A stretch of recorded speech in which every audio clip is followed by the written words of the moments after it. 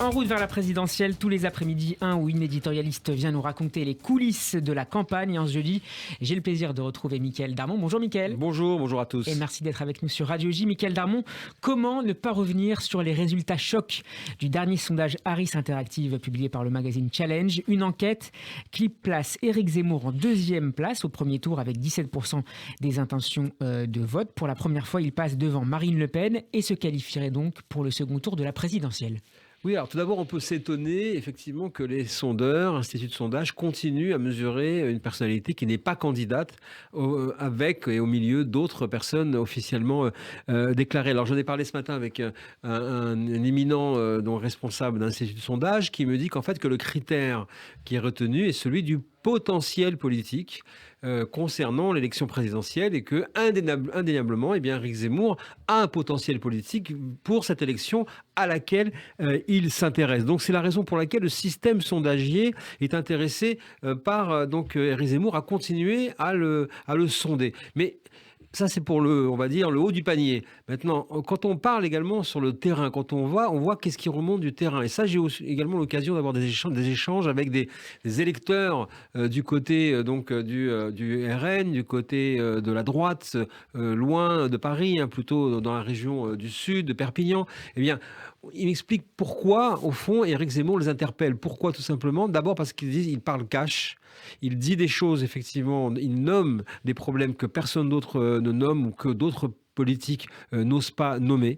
Ils mettent aussi en avant le fait que le nom Le Pen est définitivement pour eux un problème parce qu'ils entendent parfaitement ce que dit Éric Zemmour lorsqu'il dit que Marine Le Pen ne peut pas gagner. Et en plus, un fait qui n'a pas été très perçu par les médias ici, Oui. dans la capitale, c'est que Jordan Bardella est arrivé à la tête du parti, il a été nommé à la tête du parti le temps de la campagne. Or, il s'est marié récemment avec la nièce de Marine Le Pen et il considère que cet entre-soi familial, cette dynastie continue à fonctionner et finalement ne s'occupe pas trop d'eux. Donc de ce point de vue-là, Éric Zemmour apparaît comme neuf et n'étant pas dans le système. C'est la raison pour laquelle, au fond, si on reprend la formule de Jean-Christophe Cambadélis, le socialiste, Éric Zemmour est en train de gagner la primaire à l'extrême droite. Les Le Pen, justement, on va écouter Marine Le Pen qui s'est exprimée tout à l'heure sur le sujet au sommet de l'élevage à Clermont-Ferrand. J'attends qu'il se stabilise, si je puis me permettre, sur ses propositions, sur ce sujet-là. Mais sur celles que j'entends, nonobstant les provocations, que évidemment je ne reprends pas à mon compte, sur le reste, je vois pas bien la plus-value qu'il apporte, si vous voulez, sur le sujet de l'immigration et de l'insécurité. Je retrouve dans sa bouche des propositions que nous faisons depuis longtemps, que vous connaissez bien, qui étaient d'ailleurs dans mon projet de 2017, qui étaient dans mon projet même de 2012. Mickaël, la probable candidature d'Éric Zemmour semble aimanter ce début de campagne présidentielle. Comment se positionnent face à lui les autres candidats, notamment à droite? D'abord, déjà, on vient d'entendre Marine Le Pen qui, effectivement, sent le danger. Elle a bien compris, effectivement, qu'elle est sur le toboggan et que ça peut continuer encore à baisser. Elle joue son avenir politique. Elle sent bien que le vent du dégagisme est en train de la menacer et de la déstabiliser. Donc, elle dit à Éric Zemmour, il faut que tu sois candidat. Allons maintenant au match. Parce qu'effectivement, ça n'est plus tenable pour elle parce qu'il capte et siphonne en permanence son électorat comme on l'a vu.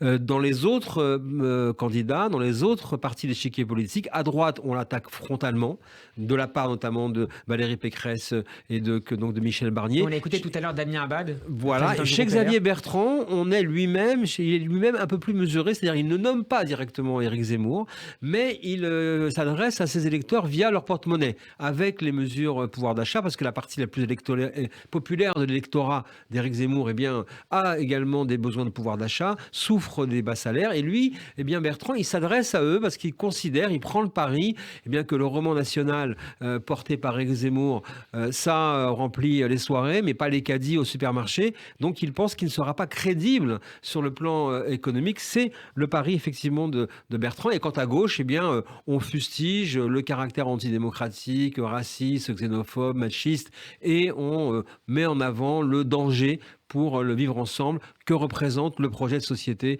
d'Éric Zemmour. Et pour la majorité présidentielle ?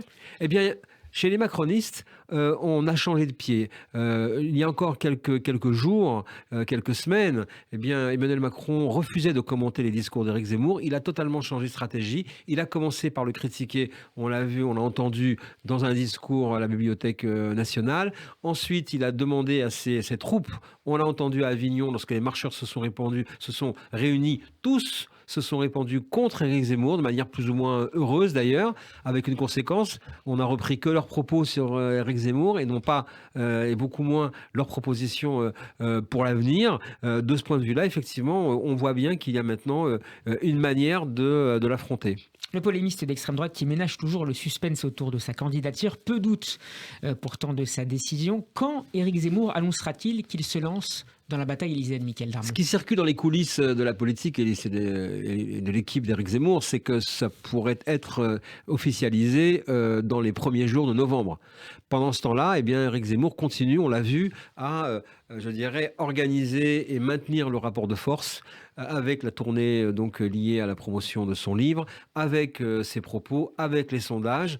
Et il sait très bien que, comme on l'a entendu quand on parle avec les gens sur le terrain, et moins il est dans le système, moins il est dans le considéré comme étant un politique normal, entre guillemets, plus il bénéficie d'intérêt. Et pour l'instant, il a vraiment d'intérêt à rester d'abord dans le réalisme, d'abord dans l'idéalisme plutôt, avant de passer dans le réalisme. On l'aura compris, Mickaël, la droite et l'extrême droite cherchent toujours la parade pour contrer cette dynamique Zemmour. Qu'en est-il à l'Élysée? Est-ce que Emmanuel Macron aurait intérêt finalement à affronter au second tour plutôt Éric Zemmour que Marine Le Pen, par exemple? Mais écoutez, si c'est dans cet hypothétique match, la personnalité d'Éric Zemmour, elle est tellement clivante qu'elle ferait revivre le front républicain, qu'elle remobiliserait à gauche beaucoup plus qu'un duel Marine Le Pen, donc Macron pourrait le faire, et pour au fond, mais Emmanuel Macron confronté à Éric Zemmour, c'est aussi la marque de son échec. Ça veut dire que tous les sujets que porte Éric Zemmour n'auraient pas été réglés par son gouvernement et par son quinquennat. Donc ça, effectivement, c'est le sujet. Donc on comprend à ce stade de la pré-campagne une chose, c'est que le match Le Pen-Macron, le ring Le Pen-Macron a explosé et que maintenant ce match est extrêmement incertain et que s'il revient donc Emmanuel Macron d'affronter Éric Zemmour, eh bien ce sera à lui de devoir essorer un candidat en plein essor. Rien ne se passe comme prévu. Merci beaucoup Mickaël Darmon. En route vers la présidentielle, c'est à retrouver en podcast sur radioj.fr et sur la page YouTube de la radio. Lundi, nous serons en compagnie de Laetitia Cropa. Merci beaucoup Mickaël. À la semaine prochaine.